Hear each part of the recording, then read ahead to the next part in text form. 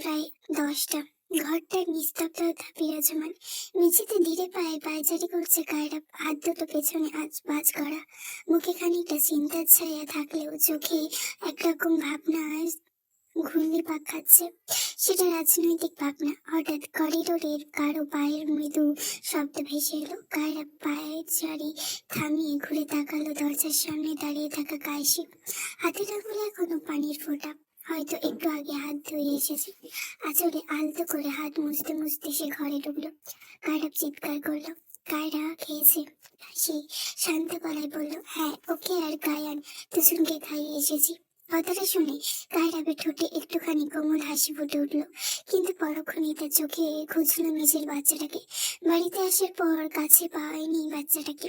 চারিদিকে তাকে জিজ্ঞেস করলো, কায়ান কই? আজ তো কাছেই পেলাম না ওকে। কাশি এসে বিছানার এক কোণে বসলো, ক্লান্ত শরীরটা একটু হেলিয়ে দিয়ে বলল, কায়ানকে রেখে দিল কায়রা। আমি বলেছিলাম নিয়ে যাই যদি বিরক্ত করে, কিন্তু সে তো শুনলই না। বললো একা শোবে না, কায়ানকে নিয়েই শোবে। পরে আর কিছু বলেনি। কায়রা ঈশ্বরে বলল, থাক, একা তোরা শোয়াই ভালো। তাছাড়া আমার বাচ্চা কাউকে বিরক্ত করে না, যথেষ্ট শান্ত।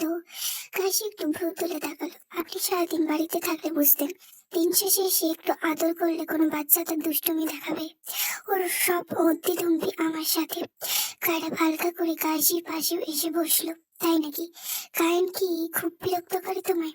কাশি মুখ ঘুরে বলল, না, কায়ান না, আপনি বিরক্ত করেন আমায়। কায়রা এমন কথায় হঠাৎই চমকে উঠলো। অবাক হয়ে জিজ্ঞেস করলো, আমি আমি আবার কি করলাম? কাশি দীর্ঘশ্বাস ফেললো। সেই দীর্ঘশ্বাসে অনেকটাই ক্লান্তি আর অপ্রকাশিত অভিমান মিশে। বলল, এই যে যখনই আমি আপনার প্রতি একটু নরম হই, তখনই আপনি এমন কিছু করে বসেন যা আপনাদের মধ্যেকার সবকিছু আবার এলোমেলো করে দেয়। কায়রা মুখে হাসি মিলিয়ে গেল, কণ্ঠটা একটু কঠিন হলো। বাড়ি দৃঢ় গলায় বলল, বাইরের কোনো কাজের সঙ্গে ঘরের ভেতরের সম্পর্ক গুলিয়ে ফেললে আমাদের সম্পর্কের উন্নতি কখনোই হবে না। কায়সি ফারিহারও। কায়সি অনিমেষ তাকিয়ে রইল কায়রাবের দিকে। নিচু গলায় বলল, একটু কি ভালো থাকা যায় না? আপনারা কেন এসবের মধ্যে জড়ান বলুন তো? সবকিছু এত জটিল কেন? এই যে আপনি রাজনীতি করেন, সেবার গুলিটাও তো এই কারণেই লেগেছিল। আপনার প্রতিপক্ষ তো সবসময় আপনার ক্ষতি করতে উৎপেতে থাকে। এইদিকে যেসব চিন্তার যান বের হয় আমার, অথচ আমি আমি শুধু একটা সাধারণ জীবন চেয়েছিলাম কায়রাব, একটা সাধারণ লোকের সংসার চেয়েছিলাম। কতগুলো বাতাসে ঝুলে রইল কিছুক্ষণ। কায়রাব ধীরে ধীরে তার দিকে একটু এগিয়ে বসলো, আলতো করে কায়সির মাথাটা নিজের কাঁধে টেনে নিল। কায়সি আপত্তি করলো না, সেও শক্ত কাঁধে মাথা রেখে পড়ে রইল। দিন শেষে সেও ক্লান্ত, মনের ভেতর জমে থাকা ভারটুকু নামাতে চাই। কায়সি ধিমি গলায় বলল, আমি আপনাকে কবে ভালোবাসতে পারবো? কায়রাব, কবে বলতে পারবো? আমি জানি আপনাকে। কায়রাব সব শুনে মৃদু হেসে উঠল। সেই হাসিতে ছিল না কোনো অভিযোগ, ছিল শুধু এক রেখা দৃঢ় স্বীকারোক্তি তার স্মৃতি প্রতি। বলল, তোমার ভালোবাসতে কবে বলেছি? আমি একাই বেশি নেব দুজনকে, প্রমিস, একটুও কম পড়বে না। তুমি শুধু সারা জীবন আমার হয়ে থেকে যাও। কথাগুলো সরাসরি কাশির হৃদয়ে গিয়ে লাগলো। কাশি ভালো মতোই জানে এই লোক তাকে পাগলের মতো ভালোবাসে, কিন্তু কাশি এগোতে পারেনি। কিছুদিন আগে যদিও এগিয়েছিল, আবার সব কেমন যেন এলোমেলো হয়ে যায়। সেই সব ভেবে কাশি কাবারের কান থেকে মাথা তুলে তার বুকে আশ্রয় নিল, দুই হাতে শক্ত করে আঁকড়ে ধরল চওড়া পুরুষালী পিঠ। এই উষ্ণ বুকটাতে কাশি ঠাই না চাইতেও এই মানুষটি তার সব ভয় আর নিরাপত্তার আশ্রয়ে। এটা অস্বীকার করার মতো না। এবার কায়রাবের কথা মেনে নিল সে। সত্য, তাদের সম্পর্কটা বাইরের কাজ নিয়ে বিচার করলে এ জীবনে ভালো থাকা হবে না। একটু স্বার্থপর হোক না কায়সি, ওর নিজের জন্য, ওর স্বামীর জন্য আর ওর সন্তানের জন্য। এদিকে স্ত্রীর কোমল স্পর্শ পেয়ে কায়রাবও তাকে জড়িয়ে ধরল, খুব যত্নে, খুব স্নেহে, অতি সংপন্নে। মেয়ের স্থিতি বারবার ঠোঁট নাড়ালো বেশ কয়েকবার। কায়রাব মনে মনে হাসলো এই ভেবে, যে এই মেয়েটা নাকি তাকে ভালোবেসে না, তাহলে এই স্পর্শগুলো অন্য কথা বলে কেন? কায়রব অনুভব করে গায়ে সে সবটুকু শুধু মুখে বলার অপেক্ষা। বাইরে রাত ধীরে ধীরে গাঢ় হচ্ছে, তার ভেতরে দুটি ক্লান্ত হৃদয় কিছুক্ষণের জন্য হলেও খুঁজে পেল একটুখানি শান্তি। এই শান্তির বড়ই অভাব তাদের জীবনে। পরদিন সকালটা ছিল নির্মম আর স্নিগ্ধ। পাখিদের কিচিরমিচির আর শীতল বাতাসে ভেসে রয়েছে এক ধরনের প্রশান্তি। ঘড়ির কাঁটা তখন 10টার কাছাকাছি। ধীরে পায়ে হেঁটে হেঁটে নিজাম উদ্দিন এগিয়ে গেলেন প্রীতিশার ঘরের দিকে। দরজার সামনে এসে দেখলেন ঘরের ভেতরে মেয়েটা পড়ার টেবিলে বসে মন দিয়ে কিছু লিখছে। কিন্তু আলতো করে দরজায় নক করলেন, নরম স্বরে বললেন, আম্মা, আসবো। পরিচিত কণ্ঠে প্রীতিশা হঠাৎই বেগে ঘুরে তাকালো। এই সময় নিজাম উদ্দিন আসতে দেখে তার মুখে বিস্ময়ের সঙ্গে মিষ্টি হাসি ফুটে উঠল। তাড়াতাড়ি চেয়ার ছেড়ে উঠে দাঁড়িয়ে পড়ল। আরে আঙ্কেল, অনুমতি নিচ্ছেন কেন? আসুন, ভেতরে আসুন। নিজামুদ্দিন মৃদু হাসলেন, এরপর ধীরে ধীরে ঘরে ঢুকে একটি চেয়ারে বসলেন। এরপর স্নেহ ভরা কণ্ঠে জিজ্ঞেস করলেন, পরীক্ষা শেষ হয়নি এখনো তোমার? প্রীতিশা বিনয়ী ভঙ্গিতে উত্তর দিল, কালই শেষ হয়েছে। ব্যাস এখন একটু বসে কুয়েজের পেপারগুলো মিলিয়ে দেখছিলাম। নিজামুদ্দিন মাথা নেড়ে বললেন, আচ্ছা। এই বলে তিনি টেবিলের ওপর কয়েকটি মেয়ের ছবি দেখে নিলেন। ছবিগুলোর দিকে তাকিয়ে বললেন, এখন থেকে বলো তো কোন মেয়েটা বিছানার জন্য মানাবে। এতে সবার ব্যাকগ্রাউন্ড ভালো, খোঁজ খবর নিয়েছি। প্রীতিশা পাশে একটি চেয়ারে বসে পড়লো, কিন্তু ছবিগুলোর দিকে তার চোখ গেল না। ভাইয়ের বিয়ের প্রসঙ্গ উঠলেই তার মনে একটাই নাম ঘুরপাক খায়, কায়রার নাম। মেয়েটা তার ভাইকে এতদিন ধরে নিঃস্বার্থ ভালোবেসে আর গেছে, সেটা সে খুব ভালো থেকে কাছ থেকেই দেখেছে। তাই প্রীতিশা মনে মনে ভাবলো, যদি ভাইয়ের বিয়ে করতেই হয় তবে এমন কাউকে কেন নয়, যে তাকে সত্যি ভালোবাসবে, আগলে রাখবে। এই ভাবনাটা মাথায় আসতেই সে নিজামুদ্দিনের দিকে তাকালো, একটু ইতস্তত করে বলল, আঙ্কেল, একটা কথা বলার ছিল। নিজামুদ্দিন কৌতূহলী দৃষ্টিতে তাকালো, অভয় নিয়ে বললেন, অবশ্যই বলো, কি বলতে চাও। প্রীতিশা একটু ধীরে ধীরে বুঝিয়ে বলল, ভাইয়ের সাথে কালকে কথা বলে বুঝলাম ভাইয়া নিম্মু রাজি হয়েছে কালকে আপনার বোঝানোর পর। তাহলে দেখুন, বিয়ে যেহেতু করতেই হচ্ছে ভাইয়াকে, তাহলে এমন কাউকে করুক যে ভাইয়াকে ভালোবাসবে। অপরিচিত কোনো মেয়ের বিয়ের পর কেমন হবে সেটা কিন্তু আমরা জানবো না। তার মধ্যে যেহেতু দ্বিতীয় বিয়ে হুট করে এভাবে মেয়ে সিলেক্ট করা একটু রিস্ক। সেক্ষেত্রে কারোর আগে থেকে পছন্দ করাটা আগ্রহী দেখার দেয়া যায় না। নিজামুদ্দিন খানিকটা অবাক হলো, ব্রকুতকে জিজ্ঞেস করলেন, পিসান কি কাউকে পছন্দ করে? প্রীতিশা তাড়াহুড়ে মাথা নাড়ল, বলল, আরে না না, ভাইয়া কাউকে পছন্দ করবে এটা আপনার মনে হয়? নিজামুদ্দিন না বুঝতে বললেন, তাহলে? প্রীতিশা এবার আর কথা না ঘুরিয়ে বলেই ফেলল, আমি একজনকে জানি যে ভাইয়াকে ভালোবাসি অনেকদিন ধরে, দিন না ঠিক বছর গড়িয়েছে, কিন্তু ভাইয়ার জন্য পাগলামি কমেনি। যদিও ভাইয়া কখনো সাড়া দেয়নি, বারবার এড়িয়ে গেছে আপুকে। নিজামুদ্দিন এবার সত্যি অবাক হলো, কিছুক্ষণ চুপ করে বললেন, আচ্ছা, মেয়েটাকে তুমি চেনো? কেমন সে? দ্বিতীয় বিয়েতে রাজি হবে তো? যদি রাজি থাকে তাহলে আমার তার পরিবারের প্রস্তাব পাঠাতে পারি। প্রীতিশা শান্ত কণ্ঠে বলল, আপুকে আমি খুব কাছ থেকে দেখেছি, খুব লক্ষ্মী একটা মেয়ে, আমার ভাইয়ার জন্য একদম পারফেক্ট। তবে একটা সমস্যা আছে। নিজামুদ্দিন ও কৌতূহলী হয়ে বলল, কি সমস্যা? প্রীতিশা মাথা নিচু করে ধীর স্বরে বলল, আপু আর কেউ নয়, কিছুদিন আগে যে কলেজে চুরির দুর্ঘটনায় ভাইয়া একটা মেয়েকে বাঁচিয়েছিল, মনে আছে তো? যাকে অ্যাসিড ছুড়ে মারা হয়েছিল, সেই মেয়েটাই। সেই ঘটনায় তার একটা পা হারিয়েছে। কথাটা শুনে নিজামুদ্দিন গম্ভীরভাবে চুপ করে গেলেন। মেয়েটার কথা ভেবে তার মনটা ভারী হয়ে উঠল, কিন্তু প্রীতিশার মুখে বাকি সব শুনে আগ্রহ করলেন না। কিছুক্ষণ পর ধীর কণ্ঠে বললেন, আচ্ছা, আগে বিশানের সঙ্গে কথা বলে দেখি, ওর মতামতটাও জানা জরুরি। স্মৃতি সাহেবার মাথা নাড়ালো, বলল, ঠিক আছে, বিকেলে ভাইয়া এলে আপনি নিজেই কথা তুলবেন, কারণ আপনার কথার ওপর ভাইয়া কথা বলবে না, আমিও সাথে থাকবো তখন। নিজামুদ্দিন নীরবে সম্মতি জানালেন, আর প্রীতিশাও তৈরি হলো ভাইয়ের সাথে কথা বলতে। ঈশান সেদিন বাড়িতে স্বাভাবিকভাবে তাড়াতাড়ি ফিরেছিল। বিকেলের আলো তখনও পুরোপুরি ম্লান হয়নি। দরজার সামনে দাঁড়িয়ে জুতো খুলতে খুলতে তার চোখ হঠাৎ করিডোরের দিকে আটকে গেল। সেখানে তার বোন প্রীতিশা আর শ্বশুর নিজামুদ্দিন পাশাপাশি বসে টিভির সামনে রয়েছে। ঘরের ভেতর টিভির নীলচে ঝলকানি তাদের মুখে পড়ছে। ভীষণ ঘরে ঢুকতেই কানে ভেসে এলো নিউজ রিডারের গলা। অতিরিক্ত মদ্যপানে নিহত 3 যুবক। একটা অকারণ কাপুতি বয়ে গেল তার বুকের ভেতর। অজান্তেই চোখ গেল টিভির পর্দায়। সেখানে সাদা কাপড়ে ঢাকা কয়েকটি নিথর দেহ। ক্যামেরা একটু সরাতে একটি মুখ স্পষ্ট হলো। ভীষণের বুকটা ধক করে নেমে গেল। সে মুহূর্তেই চিনে ফেললো এই মুখকে। ঠিক কাঁপলো, হালকা শব্দ বের হলো খুব ধীরে, প্রায় বিড়বিড় করে উচ্চারণ করলো, জিশান। কথাটা এতটাই নিচু স্বরে বলেছিল যে ঘরে থাকা আর কেউ শুনতে পেল না। নিজামুদ্দিন এসব নিউজ থেকে মুখ কুচকে বললেন, কিসব চ্যানেল দিয়ে রেখেছো আম্মু? খুন খারাপি দেখতে আমার একদম ভালো লাগে না। আজকাল নিউজ খুললেই শুধু এইসব। এর থেকে সিরিয়াল দাও, তাও মনটা একটু ভালো থাকবে। প্রীতিশা মৃদু হেসে রিমোট তুলে নিল। চ্যানেলে বদলাতে বদলাতে পেছনে তাকালো। ভীষণকে দেখে বলল, ও ভাইয়া এসে গেছো, বসে বসে। আমি তো চা করতেই যাচ্ছিলাম আঙ্কেলের জন্য। ভালোই সময় এসেছো। ভীষণ একটু দেরিতে বাস্তবে ফিরল। মাথা নেড়ে ধীরে পায়ে এসে নিজামুদ্দিনের পাশে বসে পড়ল। মাথা ঘুরছে সিজানের মৃত্যুর খবরটা। অবশ্য ভালো হয়েছে, এমন ছেলের বেঁচে থাকার অধিকার এমনিতেও নেই। পেশা নেশা করতে করতে মরেছে। এদের আইনের আওতায় আনলেও টাকা দিয়ে দিন শেষে ঠিক পেরিয়ে যেত।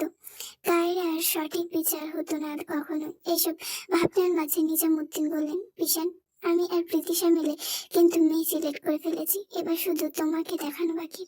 পিশান মুখ তেমন কোনো পরিবর্তন হলো না। এসব স্বাভাবিক কথা। কাল পিশানের নীরব স্বীকারোক্তি টের পেয়েছিল নিজামুদ্দিন। সুতরাং বিয়ের কথা উঠানোই তাই পিশান বিরক্ত স্বরে বলল, আপনার চয়েস করুন। আমি তো আগেই বলেছি, I have no objection. Nizamuddin একটু রহস্যময় হাসি দিয়ে বললেন, মেয়েটা কি সেটা শুনবে না? নাম কায়রা, এই শহরে এমপির বোন সেই।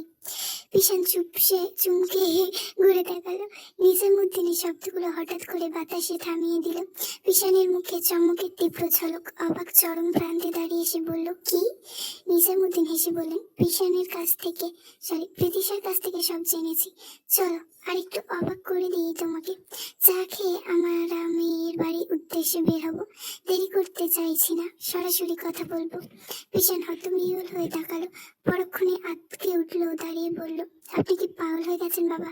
আপনি কি বলছেন বুঝতে পারছেন? নিজামুদ্দিন শান্ত স্বরে বললেন, জানি, সবই জানি। এত উত্তেজিত হচ্ছ কেন? আগে কি হয়েছিল কি হয়নি সেসব ভুলে যাও। মেয়েটা তোমাকে ভালোবাসে। মানুষের ভালো থাকার জন্য এর চেয়ে বড় কারণ আর কি লাগে বলো? এটা সবচেয়ে বড় প্লাস পয়েন্ট তোমার ভালো থাকার। ভীষণ থেমে গেল। একটু বাইরে কপালে ভাঁজ পড়ে গেল গভীর ভাবে। বলল, আপনার কথা বুঝলাম, কিন্তু ওর পরিবার কেন দৌড় জবরদস্তির সঙ্গে বিয়ে দেবে? নিজামুদ্দিন যেন খুব সহজে একটা হিসেব উত্তর দিল। মুখে তৈরি ছিল উত্তর, কারণ তোমরা দুজনেই ত্রুটিযুক্ত। এটাও কিন্তু একটা প্লাস পয়েন্ট। ভীষণ হতাশ হলো। ঠিক তখনই প্রীতিশা ট্রেতে করে চা নিয়ে ঢুকলো ড্রয়িং রুমে। কথা শেষ অংশটা শুনে মৃদু হেসে বলল, হ্যাঁ ভাই, বেরিয়ে পড়ো। আপুর ফ্যামিলির সাথে কথা বললে তো দেখো, তারপর যা হবে দেখা যাবে। ভীষণ এখন অস্বস্তিতে কুকড়ে আছে। প্রীতিশা বলল, কিন্তু এত তাড়াহুড়ো, হুট করেই যেতে বলছিস? প্রীতিশা চায়ের কাপটা নিজামুদ্দিনের হাতে দিয়ে ভীষণের দিকে তাকিয়ে বলল, সবকিছু প্ল্যান করে হয় না ভাইয়া, হওয়ার থাকলে এমনি হয়ে যায়। আগে চা খাও, আর ড্রেস চেঞ্জ করতে হবে না, এটাই পরে চলে যাও। ভীষণ স্তব্ধ হয়ে বসে রইল। মনে হচ্ছে হঠাৎ করে জীবনের গল্পের পাতা কেউ দ্রুত উল্টে দিচ্ছে। ঘটনাগুলো এত দ্রুত ঘটছে যে সে ঠিক করতেই পারছে না কোনটা বাস্তব কোনটা কল্পনা। শেষমেশ দীর্ঘশ্বাস ফেলল সে। শ্বশুরের এই অদত্ত সিদ্ধান্তের সামনে হয়তো আজ তাকে ছুটতেই হবে, কিন্তু তার মাথার ভেতরে তখনই একটা প্রশ্ন ঘুরপাক খাচ্ছে, জীবনটা হঠাৎ অদ্ভুত মন নিচ্ছে কেন? কি হয়ে চলছে তার সাথে? ভালো যায়। সন্ধ্যায় আলো তখনও গাঢ় হয়নি। আকাশে নরম কমলা রঙের শেষ রেখাগুলো মিলিয়ে যেতে শুরু করছে সবে। সেই সময় পিশান আর নিজামুদ্দিন এসে পৌঁছালেন খান ভিলার সামনে। গেট পেরোনোর আগে নিজামুদ্দিন একবার পিশানের মুখে তাকালেন। হালকা মুচকি হেসে বললেন, কি পিশান, নার্ভাস? পিশান শ্বাস ফেলে বলল, আপনার কাছে প্রথমবার যেতে ততটা নার্ভাস হয়নি, আজ যতটা বেশি লাগছে। নিজামুদ্দিন চোখ টিপে হাসলেন। আরে চলো তো, আপকে পাস इंटेलिजेंट শ্বশুর হ্যাঁ, চিন্তা मत कीजिए। ঈশান হেসে ফেলল। আপনি শোধরাবেন না কখনো বাবা। নিজামুদ্দিন গম্ভীর ভাবে ধরলেন, কাবি নেই। এভাবে তারা কথাবার্তা বলতে বলতে সদর দরজা পেরিয়ে ড্রয়িং রুমে ঢুকতেই কায়রাদের চোখে পড়লো দুজনকে। সোফা থেকে উঠে দাঁড়াতে সে অবাক স্বরে বলল, আরে পিশান স্যার, আপনি হঠাৎ আসুন, ভেতরে আসুন। স্যার সম্বোধনটা শুনে পিশানের ভেতরটা হালকা অস্বস্তিতে ভরে উঠল। সম্বোধনটা ভুল নয়, তবু আজকে পরিস্থিতি সেটা কেমন যেন অদ্ভুত লাগছে। কায়রাবাজ আগে ফিরেছে পার্টি অফিস থেকে। যাক, ভালো সময় এসেছে। কায়রাব দুজনকে সামনে সোফায় বসতে ইশারা করলেন। তারা বসতেই সে স্বাভাবিক ভঙ্গিতে আতিথেয়তার জন্য কাশিকে ডেকে উঠল। কাশি, চা মিষ্টি নিয়ে এসো, মেহমান এসেছে। নিজামুদ্দিন হাত তুলে থামাতে চাইলেন, বলেন, এইসবের দরকার নেই, আমরা একটু আগে চা খেয়ে এসেছি। কিন্তু ততক্ষণে কাশি রান্নাঘরের দিকে চলে গেছে। কায়রা হেসে বলল, চা খেয়ে এসেছেন তো কি অন্য কিছু কিছু খাবেন? না খাইয়ে মেহমানের ছাড়া যাবে না। নিজামুদ্দিন মাথা নেড়ে বললেন, সে ঠিক আছে, তাহলে সময় নষ্ট না করে সরাসরি বলি, আমি সম্পর্কে পিশানের শ্বশুর। অর্থাৎ এভাবে বলা অদ্ভুত লাগতে পারে, তবু বলছি আমরা কায়রার জন্য সম্বন্ধ নিয়ে এসেছি পিশানের সাথে। কায়রাব চমকায়। কথাটা শুনে কায়রাব মুহূর্তের জন্য থমকে যায়। সে একবার পিশানের দিকে তাকায়, এবার নিজামুদ্দিনের দিকে তাকালো। দুজনে নতুন করে পরখ করতে এইদিকে কায়সি এসে টেবিলের উপর ভিন্ন রকমের মিষ্টি আর আজকের হাতে বানানো পায়েসের বাটি রেখে দিল। কথাগুলো শুনে কাশির চোখেও বিস্ময় স্পষ্ট। সে ওইখানে দাঁড়িয়ে রইল। ওভাবে ভীষণ কায়রা বেশি অনুসন্দিগ্ধ দৃষ্টি বুঝতে পেরে একটু অস্বস্তি নিয়ে বললেন, দেখুন, বিষয়টা ভুলভাল নেবেন না প্লিজ। আমি জানি হুট করে এভাবে বলা খুবই ওয়ার্ড শোনায়, মোট কথা এটা একটা সাধারণ বিয়ের প্রস্তাব। আপনারা চাইলে না করতে দিতে পারেন। এর জন্য 100টা কারণ আছে আপনার কাছে। আমাদের এজ গ্যাপ, আমাদের সেকেন্ড ম্যারেজ, ইত্যাদি ইত্যাদি, অ্যান্ড ইটস টোটালি ওকে। কায়রাব শান্ত স্বরে বলে, বিয়ের প্রস্তাবের গুণ মানে ধরিনি, শুধু আপনার কাছ থেকে পেয়ে একটু অবাক হয়েছে। নিজামুদ্দিন এবার বললেন, অবাক হওয়াটা স্বাভাবিক। সত্যি বলতে পিশানকে আবার বিয়ে করানোর জোরটা আমারই ছিল। এমনি আজ এখানে প্রস্তাব নিয়ে আসাটা আমার জোরেই। পিশানের দ্বিতীয় বিয়ে, তার ওপর বাচ্চাও আছে। আপত্তি থাকতেই পারে। আমরা শুধু আপনাদের পক্ষ থেকে প্রস্তাবটা দিলাম, রাজি হওয়ার না হওয়ার আপনাদের উপর। কায়রাব মাথা নেড়ে বুঝিয়ে দিল সে বিষয়টা উপলব্ধি করছে। এর মধ্যে সে ফোনে কাবিরকে একটা ছোট্ট মেসেজ পাঠিয়ে দিয়েছে বাড়িতে এক্ষুনি চলে আসার জন্য। কায়রাব ধীরে বলল, আমরা নিজেরাও কায়রার বিয়ে দিতে চাইছি। আরো দুটো সম্বন্ধ এসেছিল, কিন্তু কায়রা রাজি হয়নি, কারণ ওর পায়ের সমস্যার জন্য কেউ যৌতুক চাইছে, কেউ আবার দ্বিধায় আছে, ইতস্তত করছে। আমরাও বুঝছি এইসব। কায়রার একটাই কথা, যৌতুক দিয়ে সে বিয়ে করবে না। কায়রাব একটু থেমে আবার বলল, ও নিজেই বলে রেখেছে দ্বিতীয় বিয়ে, ডিভোর্সি কেউ হলেও ওর আপত্তি নেই, কিন্তু টাকার জন্য বিয়ে করতে চাওয়া কোনো ভদ্র সুশীল ছেলেকে সে বিয়ে করবে না। যুক্তিটা ভুল না, তবে আমাদের বোন অসহায় নয়।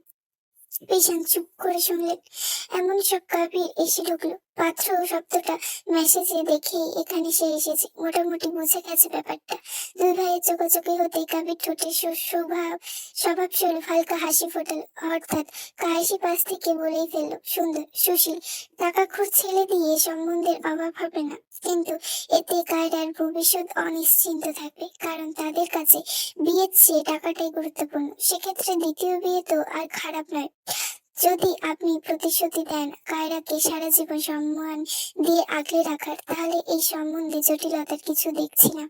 কথাটা শুনে ভীষণ মাথা নাড়ে কাবির, আর কায়রাব তাকিয়ে আছে কায়সির দিকে। কাবির এইদিকে দুষ্টুমি করে 32 পার্টি বের করে হেসে দুই হাত মুঠো করে বুড়ো আঙ্গুল তুলে কায়সিকে দেখালো আড়ালে। মানে তার কথায় কাবির সম্মত, কিন্তু কায়সি এইসব নিছক মজা ভেবে ছোট ছোট চোখে তাকায় কাবিরের দিকে। সঙ্গে সঙ্গে কাবির নিষ্পাপ বাচ্চাদের মতো মুখ করে ঘুরে সামনে তাকায়। অন্যদিকে কায়রাবকে অপলক তাকিয়ে থাকতে দেখে কায়সি একটু সংকোচ করলো। ব্যাস, আমি শুধু আমার মতামত জানালাম, সিদ্ধান্ত আপনাদের দুই ভাইয়ের। কাবিরের এবার গলা খাকারে দিয়ে বলল, আমি এত ঘুরাইয়া পেঁচাইয়া কথা কমু না, সোজা কথা জিগামু। দ্বিতীয় বিবাহ খারাপ আমারও মনে করি না, বিষয়টা আমাকে বোনের সুখের। আপনার জীবনে আমার বোনে দ্বিতীয়বার আসবো, দ্বিতীয়বার তার অনুভূতি মূল্য কতটা দেবেন? কখনো কি আপনার প্রথম স্ত্রীর জায়গায় আমার বোনের অপশন মনে হইব? একটু থেমে কাবির আবার বলল, আমাকেও কিন্তু বিয়ে দেওয়ার কোনো তাড়া নাই। পিছন কিছুক্ষণ চুপ করে থাকলো, তারপর ধীরে বলল, খুব কঠিন প্রশ্ন করেছো। ভবিষ্যতে আমি কতটা কি পারবো জানি না, তবে একটু নিশ্চিন্ত করতে পারি যে আমার স্ত্রী কখনো অযত্নে থাকবে না। আমি নিজে সর্বোচ্চ দিয়ে তাকে আগলে রাখবো। সে আমার স্ত্রী হবে, কবুল বলার পর সে পুরোপুরি আমার স্ত্রী হবে। সে তার পূর্ণ অধিকার পাবে, এখানে অপারেশনের কিছু নেই। পেছনে একটা দীর্ঘশ্বাস ফেলে আবারও বলল, দ্বিতীয়বার নিজের জীবনকে একটা সুযোগ দিচ্ছি ভালো থাকার। একটু টাফ সব, বাট আই ক্যান হ্যান্ডেল। উত্তর শুনে কাবিরের মুখে তৃপ্তির ছাপ ফুটে উঠল। কাবির সন্তুষ্ট হলো এমন কথায়। আরাম করে সোফায় হেলান দিয়ে বসে সোজাসুজি বলল, আমার দিক থেকে সমস্যা নেই। পরিচয় হওয়ার পর বুঝেছি আপনি নিঃসন্দেহে একজন জেন্টলম্যান। তাছাড়া টিচার মানুষ, নীতিবাক্য রূপ রগে আছে আপনার। এই নীতিবাক্যে নিজের জীবনের কাজে লাগানোই হইব। এরপর ভাইজান কি বলো? কায়রাপ শান্ত গলায় বলল, আপত্তি কিছু আমিও পেলাম না, তবে কায়রার মতামতটা সবচেয়ে গুরুত্বপূর্ণ। ভীষণ অস্বস্তিতে শ্বাস ফেলে, এরপর বলে, আচ্ছা তাহলে কায়রাকে এখানে ডাকুন, কথা সবার সামনেই হোক। আপনাদের সবাই, আমি ওর সামনে সাথে আলাদা কিছু কথাও বলতে চাই। কায়রাপ ইশারা করতে কায়েসি কায়রাকে আনতে যায়। কিছুক্ষণ পর কায়রা ড্রয়িং রুমে ঢুকলো। কৃত্রিম পা লাগালেও ক্রাচের সাহায্যে হাঁটতে হচ্ছে, কারণ এখনো এভাবে হাঁটা চলা পুরোপুরি আয়ত্ত করতে পারেনি সে। তার পরনে মেরুন রঙের গোল জামা, গায়ে পেঁচানো সাদা ওড়না। শরীরটা এতদিনে ঠিক হয়েছে, রুগ্ন ভাবটা কমেছে। পিছন এক পলক দেখে চোখ নামিয়ে নেয়। কায়রার চোখে স্পষ্ট বিস্ময়, কারণ কায়েসি ইতিমধ্যে সব বলে দিয়েছে। সে এসে কাবিরের পাশে বসতেই ধীরে সামনে তাকিয়ে বলল, আমি কারোর দয়া চাই না। বিয়ে জীবনের এমন গুরুত্বপূর্ণ কিছু না যে না করলে আমি মরে যাব। ভীষণ অবাক হলো না, সে আগে এমন কিছু আশা করেছিল। তাই অল্প বিস্তার হাসলো সে, সরাসরি জিজ্ঞেস করলো, আমার সাথে বিয়ের প্রসঙ্গে দয়ার ভাবটা ছাড়া অন্য কোনো আপত্তি আছে তোমার? যেহেতু তুমি আমার সম্পর্কে সবে জানো। কারা একটু থমকে গেল, না বুঝে বলল, মানে?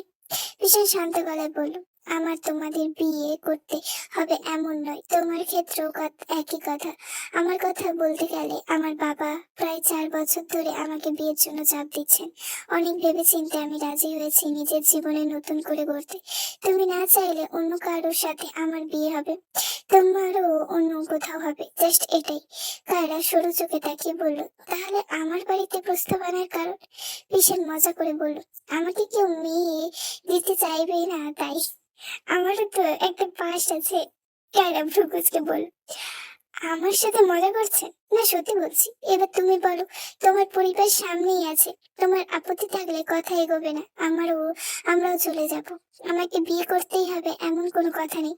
আর তুমি তো বললে বিয়ে জীবনে অতি গুরুত্বপূর্ণ কিছু না। একটু থেমে পিছন চারপাশে সব ভুলে গভীর কণ্ঠে বলল, আমি আমার পক্ষ থেকে লাস্ট একটা কথাই বলবো কায়রা, ভেবে দেখো, তুমি আমি দুজনেই ত্রুটিপূর্ণ, রাইট? এবার আমরা দুটো ইমপারফেক্ট মানুষ মিলে পারফেক্ট হতে পারি না, হওয়া যায় তো? কায়রা অমানুষ মানুষের দিকে তাকিয়ে চুপ করে রইল। কি সহজেই বলে দিল। কায়রার আপত্তি প্রশ্ন রাখলো না, অথচ এই মুহূর্তটা অনেক আগে থেকেই হয়ে চেয়েছিল কায়রা। কত স্বপ্ন দেখেছিল এই দিনের, কিন্তু এখন কেন যেন সম্মতির কথাটা মুখে আনতে পারছে না। লজ্জায় না অন্য কিছু, কে জানে। কাবি সরু চোখে বোনের দিকে তাকিয়ে ফিসফিস করে বলল, কিরে, শরমে চুপ আছস নাকি? বিয়েতে রাজি তুই? কায়রা রেগে তাকালো ভাইয়ের দিকে। কাবির হেসে আর একটু কাছে এগিয়ে আরো ফিসফিস করে বলল, রাজি থাকলে আমার কানে কানে কেউ শুনবো না। পাত্রের চেহারা কিন্তু সেই, ভাইবা দেখ।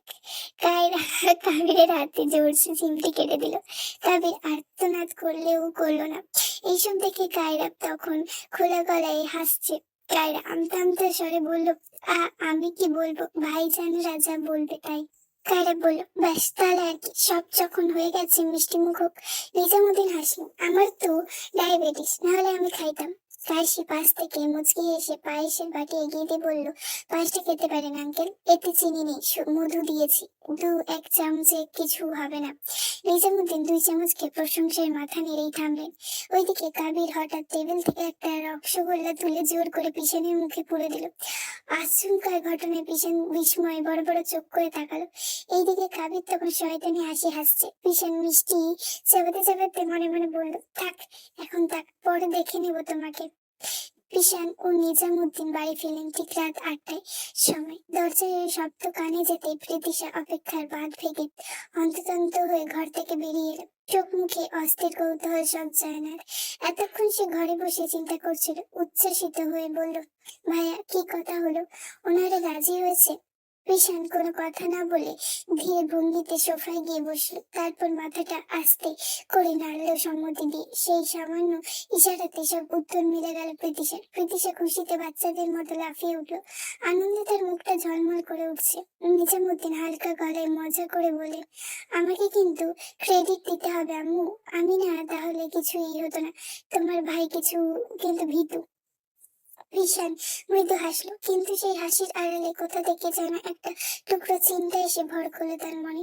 মুহূর্তে মুখটা গম্ভীর হয়ে উঠলো বাচ্চাদের কথা ভেবে। ঈশান থমথমে গলায় বলল, শব্দ হলো, কিন্তু বাচ্চাদের কিভাবে ফেস করবো? নিজামুদ্দিন পিছনের পাশে বসে স্বাভাবিক স্বরে বলল, পিহা এখন অনেকটাই বড় হয়েছে, তাছাড়া ও আগে থেকেই রাজি ছিল। উল্টো আমাকে বলতো সে পাপাকে রাজি করাও। আর পিশান, ও তো ছোট মানুষ, একটু বুঝিয়ে বললেই মনে নেবে। তবে পিশানের মনটা বারবার বিভানের দিকে ফিরে যাচ্ছে। অজানা এক দুশ্চিন্তা তাকে নীরব তাড়া করে ফিরছে। প্রীতিশা কিছু বলতে যাচ্ছিল, ঠিক তখনই হঠাৎ ফোনে রিংটোন বেজে উঠলো উচ্চস্বরে। স্ক্রিনে ভেসে উঠলো একটা নাম, কাবের। নামটা দেখে প্রীতিশার বুকের ভেতরটা ধক করে উঠলো। এই ছেলেটা তার ফোন করার সময় পেল না। হঠাৎ করে ধরা পড়ে যাওয়ার ভয়ের মতো ঘাবড়ে যায় সে। ভীষণ ভ্রু কুঁচকে তাকিয়ে বলল, এত রাতে কে ফোন করেছে? প্রীতিশা একটু হতমত খেয়ে যায়।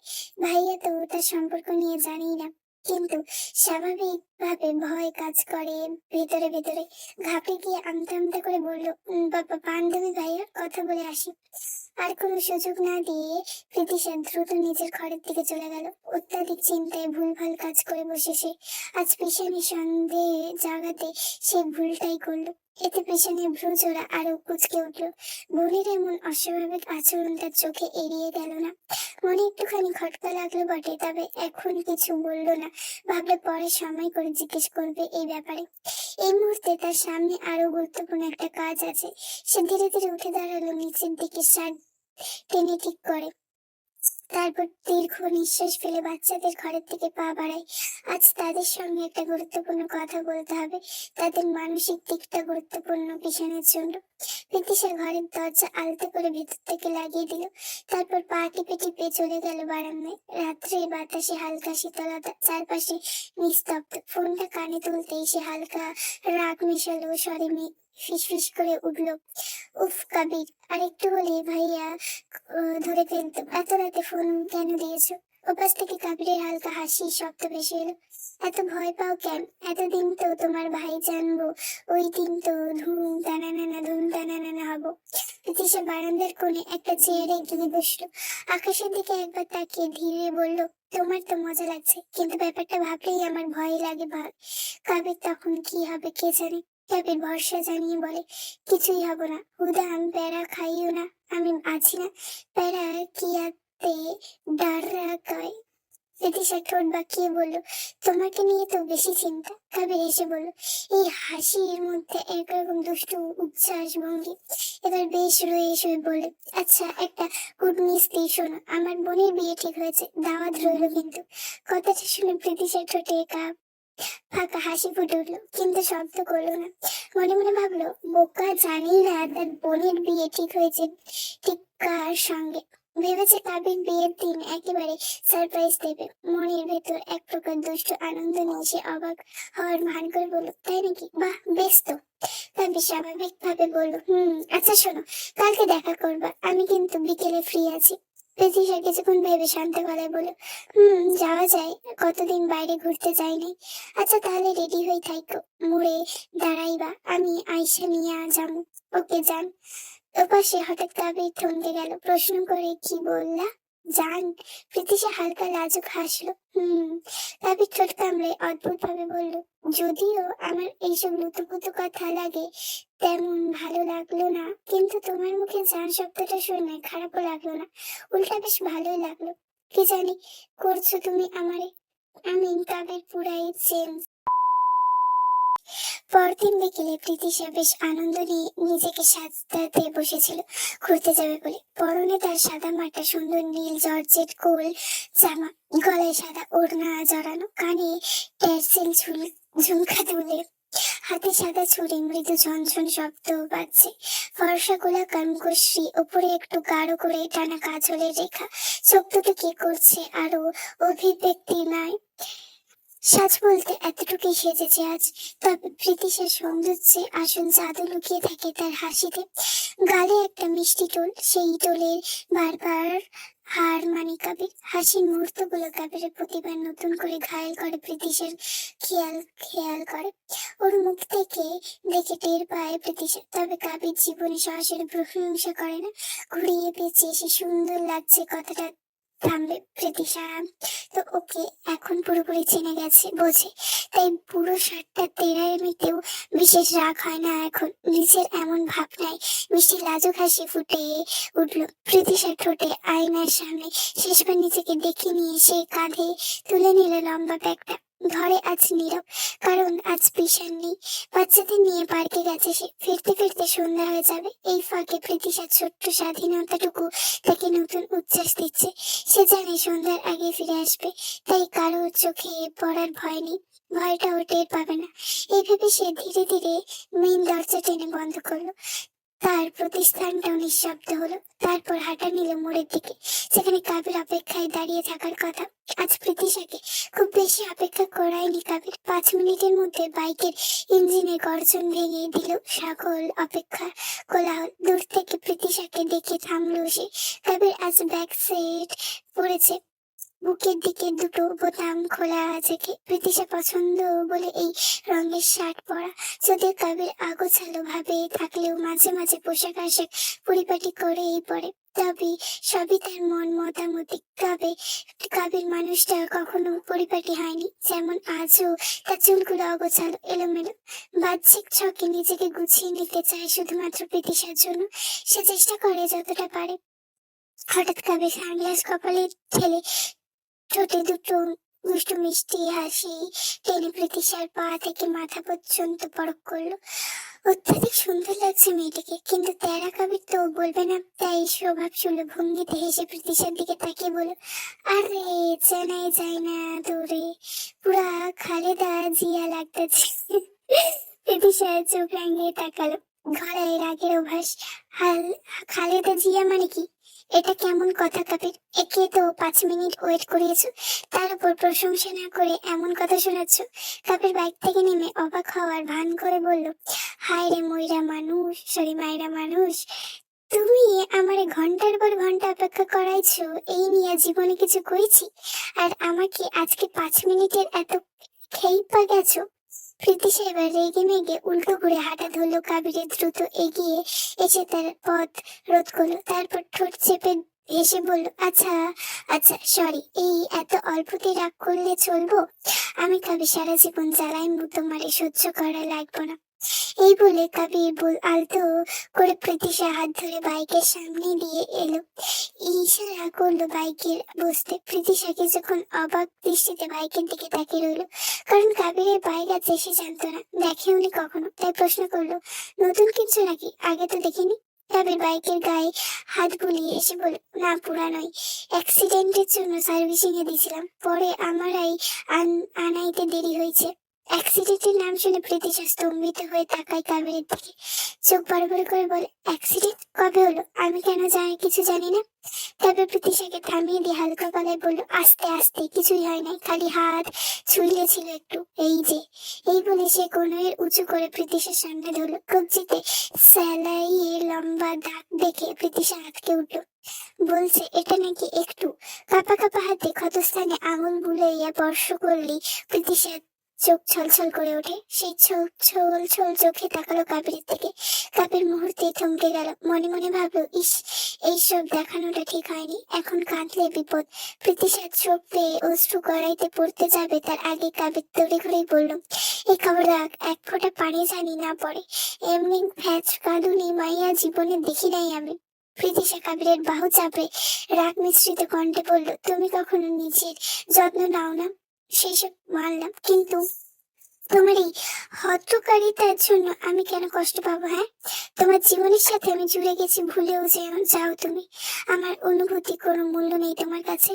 কাবির বুঝতে পারেনি ব্যাপারটা এত বিগড়ে যাবে, তাই প্রীতিশাকে সামলাতে তার হাত শক্ত করে ধরে নরম স্বরে বলল, আমি ঝামেলায় জড়াই নাই, ট্রাস্ট মি। তোমার জন্য আমি নিজের হেফাজতে রাখা শিখছি। এই অ্যাক্সিডেন্ট আমার দোষ না, তাছাড়া ঠিক হইয়া গেছে, দেখো, অনেক আগের কাহিনী এটা। প্রীতিশা দেখলেও ক্ষতটা আসলে ঠিক হয়েছে, কিন্তু তার অশ্রু ইতিমধ্যে গড়িয়ে পড়ে গেছে অলরেডি। কাবির তা দেখে পকেট থেকে একটা টিস্যু এগিয়ে দিয়ে সচেতন করে বলল, ঘষা না দিয়ে আস্তে কইরা মুছে, না হলে কাজও নষ্ট হইয়া যাব, পরে ভূতনি লাগলে আমি যাবো না কিন্তু। কান্নার মাঝে প্রীতিশা হালকা হাসলো। কাবিরের বাহু চাপড়ে ব্যাগ থেকে আয়না বের করে সামনে সাবধানে চোখ মুছে দেখলো কাজল অক্ষত। কাবির আফসোস করে বাইকে বসতে বসতে দীর্ঘশ্বাস ফেলে বলল, আমরা দুজনেই ম্যাচিওর মানুষ, অথচ মাঝে মাঝে নিব্বের মতো কাহিনী করা লাগে তোমার জন্য। এখন তাড়াতাড়ি পেছনের সিটে বসো, দেরি হইয়া গেছে। প্রীতিশা সাবধানে বাইকে উঠে কাবিরের কাঁধে হাত রাখলো। জিজ্ঞেস করে, এত তাড়াহুড়ো কেন, কোথায় নিয়ে যাবে? কাবির বাইকের চাবি ঘুরে ইঞ্জিন স্টার্ট দিয়ে হালকা হাসলো। পাল্টা জিজ্ঞেস করে, জায়গার নাম বলতেই হইব? প্রীতিশা আলতো এসে কাবিরকে জড়িয়ে ধরে বলল, পেছন থেকে বলল, না, বলতে হবে না, তুমি যেখানেই যাবে আমি তোমার সাথে যাব। কাবির হালকা হেসে বলল, তাও বলি, একটা স্পেশাল জায়গা। প্রীতিশা প্রত্যুত্তরে স্নিগ্ধ হাসলো শুধু, আর কাবিরকে আরো নির্বিত ভাবে জড়িয়ে ধরলো। মৃদু ইঞ্জিনের বাইকটা বেশ জোরে এগিয়ে গেল সামনে। শহরের কোলাহল পেছনে ফেলে দুজনে খুনসুটিময় কথোপকথন মিশে গেল বাতাসে। কাবির প্রীতিশাকে নিয়ে উঠে এসেছে পরিত্যক্ত এক বড় তলা ভবনের সাথে। পুরো পথ জুড়ে মেয়েটির হাত শক্ত করে ধরে রেখেছিল সে। জায়গাটা নির্জন, চারপাশ মানুষের চিনে নেই বললেই চলে, তাই একটু ভয় পেয়েছিল প্রীতিশা। কিন্তু কাবিরের উপস্থিতি ভয়কে সরিয়ে দিয়েছে, সাহস জুগিয়েছে। তার হাতের উষ্ণতায় ভর করে প্রীতিশা চোখ বন্ধ করে অজানা সিঁড়িগুলো বেরিয়েছে। সবচেয়ে উপরের ছাদে উঠে কাবির টিভির মতো উঁচু এক জায়গায় বসে পড়লো। পাশেই রাখলো কিচ্ছু সদ্য কেনাকাটা ব্যাগ। তারপর প্রীতিশা দাঁড়িয়ে থাকতে দেখে হাত টেনে তাকে বসালো নিজের পাশে। ছাদের সামনে কোনো বেন্টনি নেই কোনো সীমারেখা, এক প্রকার খোলা ছাদ। খোলা আকাশের নিচে বসে মনে হচ্ছে পুরো শহরটা চোখের সামনে বিস্তৃত। বিভিন্ন দোকানপাট, বাড়ির ছোট ছোট আলো দৃশ্যমান হচ্ছে। শোষো করে দমকা বাতাস বইছে চারপাশে, শীতল বাতাস ছুঁয়ে যাচ্ছে দুজনের মুখ, চুল উঠছে হালকা দোলায়। প্রীতিশা হঠাৎ পাশ ফিরে অবাক হয়ে জিজ্ঞেস করলো, এটা তোমার সেই স্পেশাল জায়গা? কাবির মাথা নাড়লো, ভ্রু কুঁচকে প্রশ্ন করে, কেন, ভাল লাগে নাই তোমার? আমি তোমার মাঝে মধ্যেই আনি এই জায়গা। প্রীতিশা ঠোঁট চেপে মৃদু হাসলো, এতটাও খারাপ না, আমাদের একসাথে সময় কাটানোর জন্য বেশ ভালো জায়গা। তাছাড়া কোথাও বসার জো আছে নাকি? সব জায়গায় শুধু ভিড় কোলাহল, এইটা ঠিক আছে। কাবিরের মুখে হালকা হাসি ফুটে উঠলো। তারপর কি যেন মনে পড়লে মুখটা গম্ভীর হয়ে উঠলো। আজ কিছু কথা বলবে প্রীতিশাকে, বলা দরকার। এসব ভেবে নিয়ে গলা ছেড়ে একটু গম্ভীর স্বরে বলল, শোনো, একটা খুবই ইম্পর্টেন্ট কথা বলার আছে তোমাকে। যদি সম্পূর্ণ শুরু আগেই বলা উচিত ছিল, মানে আমার অতীতের ব্যাপারে আর কি।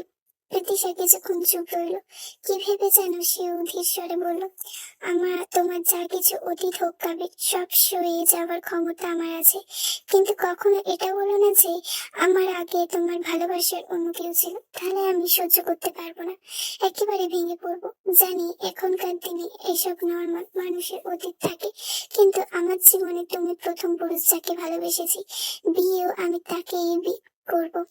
এই তাই তোমার কাছেও আমার এক্সপেকটেশন এতটাই, আমি যেন তোমার জীবনে প্রথম নারী হই।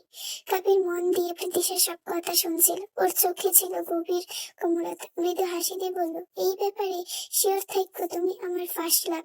নিঃসন্দেহে। আসলে অতীতটা অন্য কিছু, আমার পরিচয়ের ব্যাপারে, যাতে বিয়ের পর তোমার কোনো দিনের আফসোস না হয় যে না যাই না কেন এমন পোলারে বিয়ে করলাম। প্রীতিশা কাবিরের মুখে ফার্স্ট লাভ কথাটি শুনে নিশ্চিন্ত হলো, ব্যাস আর কিছু শোনার নেই তার। প্রীতিশা কাবিরের দিকে তাকে আলতো এসে বলল, ওই যে তুমি বললে না আমি তোমার ফার্স্ট লাভ, ব্যাস কথা শেষ। তোমার অতীত পরিচয় দিয়ে আমার কি, তুমি কাবির তাকশরীফ খান, রাইট? আমি একটুকু জেনেই সারা জীবন কাটিয়ে দিতে পারবো। তবে আবার বললো, আমি কিন্তু কোনো পারফেক্ট বলা না, আমি আমার মন লোভে চলি, সেরকম সেভিংস নাই। তবে এক জীবনে বউ পোল পার টান দিয়া চলার মতন মোটামুটি আছে, কিন্তু শৌখিনতা স্বাচ্ছন্দ্যতা আমার জীবনে টোটালি নাই। দেখছই তো, একটা ভবঘুরে টাইপ জীবনে আছিলাম। তুমি আসার পর অবশ্য অনেক কিছুই চেঞ্জ হয়েছে, আগের কাবির অনেকটাই চেঞ্জ হয়েছে, কিন্তু দিন শেষে সত্য এইটাই, পারফেক্ট না আমি। প্রীতিশা দীর্ঘশ্বাস ফেল, দৃঢ় গলায় স্বীকারোক্তি জানালো, পারফেক্ট ইমপারফেক্ট কিছু জানি না, আমি তোমাকে ভালোবেসেছি, তোমাকেই চাই, এখানেই সব কথা শেষ। তাছাড়া একটু প্রেম করতে এসেছিলাম, কিন্তু তুমি আমাকে কাঁদাতে চাইছো। কবির হেসে উঠল, যাক, একটা ব্যাপারে মিল পেল প্রীতিশার সাথে, যে প্রীতিশার এই সম্পর্কের ব্যাপারে অনেক জোর, তোমাকেই চাই টাইপের জোর এমন কবিরেরও। কবির বলেই ফেললো, জানি প্রীতি, পৃথিবীতে দুই ধরনের সম্পর্ক হয়, এক নাম্বার হলো তোমাকে পাইলে ঠিক আছে, না পাইলে সমস্যা নেই। 2 নাম্বার হলো তোমারে আমার লাগবো, তোমারে ছাড়া চলবো না। আমরা দুইজনই কিন্তু 2 নাম্বার দলের পাবলিক। প্রীতিশের নাম মাথা নাড়ল, এই বিষয়ে সেও সহমত। এরপর সামনে তাকিয়ে রইল দুজনেই। প্রীতিশা আরেকটু কাছে বসে মাথা রাখলো কাবিরের শক্ত দৃঢ় কাঁধে। এখানে প্রীতিশার সবটুকু ভরসা আছে। এও ভাবে বসেই আকাশের দিকে তাকিয়ে রইল তারা। কিছুক্ষণ পর কাবিরে হাত বাড়ালো সামনে, তার সে আহ্বানে কোনো দ্বিধা ছিল না, ছিল শুধু একান্ত নিশ্চয়তা। প্রীতিশা একটু সময় না নিয়ে নিজের হাত কাবিরের হাতে সমর্পণ করলো। কাবির ধীরে ধীরে প্রীতিশার আঙুলগুলোর ফাঁকে নিজের আঙুল গেঁথে দিল, সেই হাত মুঠোয় ভরে টেনে নিয়ে বুকের কাছে এনে রাখলো কাবির।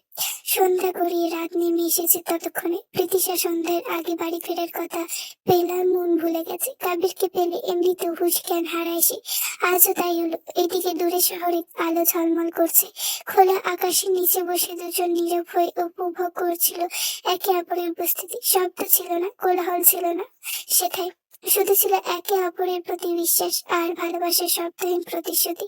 প্রীতিশার ফিরতে ফিরতে রাত নেমে এসেছে, ঘড়ির কাঁটায় প্রায় 8টা ছুঁই ছুঁই। কাবির নিজেই তাকে বাইক করে বাড়ি পৌঁছে দিয়েছিল। সারাটা পথ জুড়ে প্রীতিশা চিন্তায় নীরব ছিল, মনে মনে যদিও প্রস্তুতি নিয়েছে, সাজানো অজুহাতও ছিল, কিন্তু তবুও চিন্তা থেকেই যায়। দরজার সামনে সে বাড়ির ভেতরে পা টিপে টিপে ঢুকলো প্রীতিশা, এমন ভাবে জানতে কেউ যেন তার উপস্থিতি টের না পায়। ঘরের ভেতর ঢুকে এক মুহূর্তে স্বস্তি পেল সে, ভাইকে কোথাও দেখা যাচ্ছে না, তার মানে প্রীতিশা সেফ। এইভাবে স্বস্তির শ্বাস ফেলে সে নিজের ঘরের দিকে পা বাড়ালে হঠাৎ পেছন থেকে পিছনের গম্ভীর কণ্ঠ ভেসে এসে, দাঁড়া, কোথায় ছিলি এতক্ষণ? প্রীতিশা থমকে গেল, চলন্ত পা দুটো থেমে গেল, গলা শুকিয়ে এলো, শুকনো ঢোক গিলল সে। বিয়ের পেছনে ফিরল, ঠোঁটে এক টুকরো কৃত্রিম হাসি এনে নিজেকে যথাসম্ভব স্বাভাবিক রেখে পরিস্থিতি সামলে চাইল সে। ঠোঁটের আগায় অজুহাত তৈরি ছিল, কিন্তু কথা ফোটার আগে বিশান হাত তুলে থামিয়ে দিল তাকে। বিশান নিজেই বলল, কি বলবি জানি, ইসরাতের সাথে ছিলি তাই না, কিন্তু আনফর্চুনেটলি তোর ডায়েরি থেকে ওর নাম্বারে ফোন করে জেনেছি ইসরাত এখন তার খালার বাড়িতে। এখন তুই নিশ্চয়ই ওর খালার বাড়ি যাসনি, তাহলে ইসরাত ছাড়া আর কোনো বন্ধু আছে যার নাম নিয়ে অজুহাত দিবি এখন? সত্যিটা বল। এবার প্রীতিশার বুকের ভেতর ভয় জমে উঠে, ঘাম জমতে শুরু করলো কপালে। তার ভাইয়ের এমন অনুসন্ধান সম্পর্কে সে কল্পনা করেনি, তার ভাই এদিকে এতটা খুঁটিনাটি জানবে এই ধরনের তার ছিল না। এই ঘরের পাশে দরজার আড়াল থেকে বিহা আর বিভান উকি দিচ্ছিল কাহিনী বুঝতে। সেটা টের পেয়ে ভীষণ গম্ভীর কণ্ঠে বলল, বাচ্চারা দরজায় লাগিয়ে পড়তে বসো, এখানে বড়দের কথা হচ্ছে, যাও। ভীষণের ধমকে দুজনের মুখ ছোট করে কোনো দ্বিধা না করে দরজা টেনে বন্ধ করে দিল।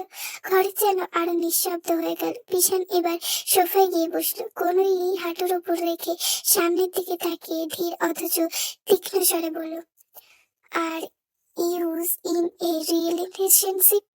প্রীতিশা তখনও একই জায়গায় দাঁড়িয়ে, হাত পা কাঁপছে তার, শব্দ গলায় আটকে গেছে, বেশ হচ্ছে না।